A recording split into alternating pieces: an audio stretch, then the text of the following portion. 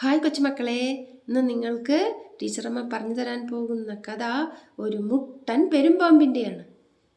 പണ്ടൊരു കാട്ടിൽ ഒരു വലിയ പെരുമ്പാമ്പ് താമസിച്ചിരുന്നു. അവൻ ആ കാട്ടിലെ ജീവികളെയെല്ലാം വിശക്കുമ്പോൾ പോയി കടന്നു പിടിച്ച് തിന്നും. തിന്ന ശേഷം പിന്നെ 2 ആഴ്ചയ്ക്ക് അവൻ ഭക്ഷണമൊന്നും കഴിക്കില്ല. എന്നിട്ടൊരു വലിയ പാറപ്പുറത്ത് പോയി കിടന്നുറങ്ങും. അങ്ങനെയായിരുന്നു പതിവ്. ഒരു ദിവസം ഒരു മരം വെട്ടുകാരൻ വഴിയിലൂടെ നടന്നു വരികയാണ്. കാടല്ലേ, കുറച്ച് മരമൊക്കെ വെട്ടി വിറ്റ് ജീവിക്കാം എന്ന മോഹത്തോടെ പാവം അതുവഴി വന്നു. കയ്യിലൊരു കോടാലിയുമുണ്ട്. അങ്ങനെ വരുമ്പോഴാണ് വഴിയിലൊരു വമ്പൻ പെരുമ്പാമ്പ് ഇങ്ങനെ ഇഴഞ്ഞു വരുന്നത് കണ്ടത്. വേഗം കോടാലി അവിടെ വെച്ചു. നോക്കുമ്പോൾ ഈ മുട്ടൻ പാമ്പാണ്. ഇഴഞ്ഞിഴഞ്ഞു വന്നതും പെട്ടെന്ന് ഈ പെരുമ്പാമ്പിൻ്റെ മുതുകത്തേക്ക് ഒരു മരം പിടുന്നു വീണു. പാമ്പിൻ്റെ മുതുകത്താണ് കേട്ടോ വീണത്. ഒത്ത നടുക്ക്. പാമ്പിന് അങ്ങോട്ടും പോകാൻ പറ്റുന്നില്ല, ഇങ്ങോട്ടും പോകാൻ പറ്റുന്നില്ല. അവനിങ്ങനെ മേലോട്ട് നോക്കി കിടന്നു, ആരെങ്കിലും വരട്ടെ എന്നെ രക്ഷപ്പെടുത്താന്ന് പറഞ്ഞിട്ട്. അപ്പോഴാണ് നമ്മുടെ മരം വെട്ടുകാരൻ അതുവഴി വന്നത്. അപ്പം ഈ പാമ്പിനെ കണ്ടു. അയ്യോ, പാവം പാമ്പ്, അതിൻ്റെ മുതുകത്താണല്ലോ ഈ വലിയ മരം വീണത്. എന്തു ചെയ്യും? എനിക്കാണെങ്കിൽ ഒറ്റയ്ക്കെടുത്ത് പൊക്കാനും വയ്യ. അപ്പം പാമ്പ് പറഞ്ഞു, എന്നെ രക്ഷിക്കണേ, എന്നെ രക്ഷിക്കണേ, മരം വെട്ടുകാരാ, എന്നെ രക്ഷിക്കണേ. ഇത് കേട്ടതും നമ്മുടെ മരം വെട്ടുകാരൻ വേഗം തൻ്റെ കോടാലിയെടുത്ത് ആ മരത്തിൻ്റെ ഓരോ കൊമ്പുകളായി മുറിച്ച് മാറ്റി. അങ്ങനെ പാമ്പിനെ രക്ഷപ്പെടുത്തി. പാമ്പൊന്ന് ഉണർന്നു. എന്നിട്ട് മെല്ലെ മരം വെട്ടുകാരനോട് പറഞ്ഞു, ഹേ മരം വെട്ടുകാരാ, നിന്നെ ഞാൻ ഇപ്പോൾ തിന്നാൻ പോകുന്നു.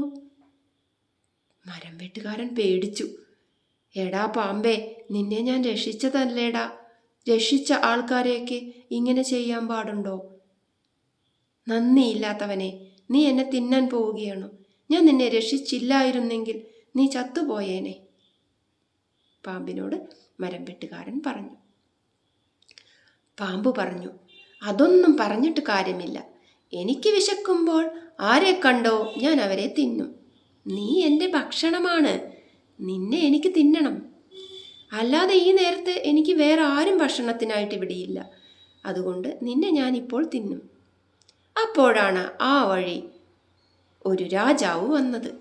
കാട്ടിലെ രാജാവാണ് കേട്ടോ. അതൊരാനയായിരുന്നു. സിംഹമൊന്നുമല്ല, ഒരാനയായിരുന്നു. ആനയാണ് ആ കാട്ടിലെ രാജാവ്. ആന പറയും, എന്താണ് എൻ്റെ പ്രജകൾക്കിടയിൽ ഒരു വഴക്ക്? ആന ചോദിച്ചു. അപ്പോൾ മരം വെട്ടുകാരൻ പറയും, അല്ലയോ ആന രാജാവേ, ഞാൻ ഈ കാട്ടിലൊന്ന് വന്നതാ എൻ്റെ വീട്ടിൽ നിന്നും. ഇവിടുത്തെ കുറച്ച് മരം വെട്ടി വിൽക്കാമെന്ന് വിചാരിച്ചു. അപ്പോഴാണ് ഈ പാമ്പ് മരത്തിനടിയിൽപ്പെട്ട് കിടക്കുന്നത് കണ്ടത്. ഞാൻ അവനെ രക്ഷപ്പെടുത്തി കോടാലി കൊണ്ട് മരം മുറിച്ചു മാറ്റി. ഇപ്പോൾ അവൻ പറയുന്നു എന്നെ തിന്നണമെന്ന്. ഞാൻ എന്തു ചെയ്യും? അങ്ങനെയാണോ? എന്താ നീ ചെയ്യുന്നത് പാമ്പേ? നിന്നെ രക്ഷപ്പെടുത്തിയവനെ നീ തിന്നാൻ പാടുണ്ടോ? അല്ലയോ രാജാവേ, ഇവൻ എൻ്റെ ഭക്ഷണമാണ്. എനിക്ക് വിശന്നിട്ട് വയ്യ. ഇനി അവനെ തിന്നാൻ പറ്റിയില്ലെങ്കിൽ ഞാൻ രാജാവിനെ തിന്നട്ടെ. രാജാവിനെ തിന്നാലും മതി. ആന പേടിച്ചു. അയ്യോ, ഇവൻ എന്നെ വിഴുങ്ങോ? ബുദ്ധിമാനായ രാജാവായിരുന്നു ആന. ആനയൊരു സൂത്രം പ്രയോഗിച്ചു. ആന പറഞ്ഞു, ഇവൻ പറഞ്ഞതൊക്കെ നുണയാണെന്നാ തോന്നുന്നത് ഈ മരം വെട്ടുകാരൻ. അതുകൊണ്ട് എനിക്ക് ആ സംഭവം നേരിട്ട് കാണണം. നേരിട്ട് കണ്ടാലേ ഞാൻ എന്തും വിശ്വസിക്കൂ. ആന പറഞ്ഞു. ആനയുടെ സൂത്രം ഫലിച്ചു. നേരിട്ട് കണ്ടാലേ വിശ്വസിക്കുന്നു എന്നുള്ളൊരു രാജാവോ? എങ്കിൽ നമുക്ക് നേരിട്ട് കാണാം.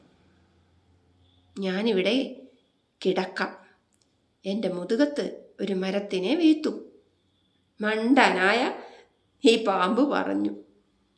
ഇത് കേട്ടതും നമ്മുടെ ആന ഒരു കൊമ്പൊടിച്ച് പാമ്പിൻ്റെ മുതുകത്തിട്ട്, തുമ്പിക്കൈകൊണ്ട് ഒടിച്ച് മുതുകത്തിട്ടു. പാമ്പ് അതാ കിടക്കുന്നു. എന്നിട്ട് മരം വെട്ടുകാരനെ വിളിച്ചു, വാ നമുക്ക് പോകാം, അവൻ ആ മരത്തിൻ്റെ അടിയിൽ കിടക്കട്ടെ. എങ്ങനെയുണ്ട് സൂത്രം? അവനെ നീ രക്ഷപ്പെടുത്തരുത് കേട്ടോ. ഇനി നന്ദി കെട്ടവന് കിട്ടേണ്ട ശിക്ഷയാണത്. നന്ദി കെട്ടവൻ അതിൻ്റെ അടിയിൽ തന്നെ കിടക്കട്ടെ, നമുക്ക് പോകാടാന്ന് പറഞ്ഞു. അങ്ങനെ ആന മരം വെട്ടുകാരനെയും കൂട്ടി അവിടുന്ന് പോയി. അവന് നിറയെ മരം ഒടിച്ചു കൊടുത്തു, സഹായിച്ചു. മരം വെട്ടുകാരന് സന്തോഷമായി. പാമ്പ് തൻ്റെ അവസ്ഥയിൽ ഇങ്ങനെ കടന്നു. താൻ ചെയ്ത തെറ്റിന് തനിക്ക് ശിക്ഷ കിട്ടിയത് അവന് മനസ്സിലായി. അങ്ങനെ അവൻ അവിടെ തന്നെ കടന്നു. ആ കാട്ടിൽ ആരെയും ഉപദ്രവിക്കാൻ പറ്റാതെ ആ ദുഷ്ടൻ അതിൻ്റെ അടിയിൽ തന്നെ കിടന്നു. എങ്ങനെയുണ്ട് കഥ? എന്താണ് ഈ കഥയിൽ നിന്നും കൊച്ചു കൂട്ടുകാർക്ക് മനസ്സിലായത്? നമ്മെ സഹായിച്ചവരെ നാം ഒരിക്കലും മറക്കരുത്. നമ്മളെപ്പോഴും അവരോട് നന്ദിയുള്ളവരായിരിക്കണം എന്നതാണ് നാം പഠിക്കേണ്ട പാഠം. കഥ ഇഷ്ടമായോ? ഇഷ്ടമായെങ്കിൽ അടുത്ത കഥയുമായി ഉടൻ വരുന്നതാണ് നിങ്ങളുടെ സ്വന്തം ടീച്ചർ.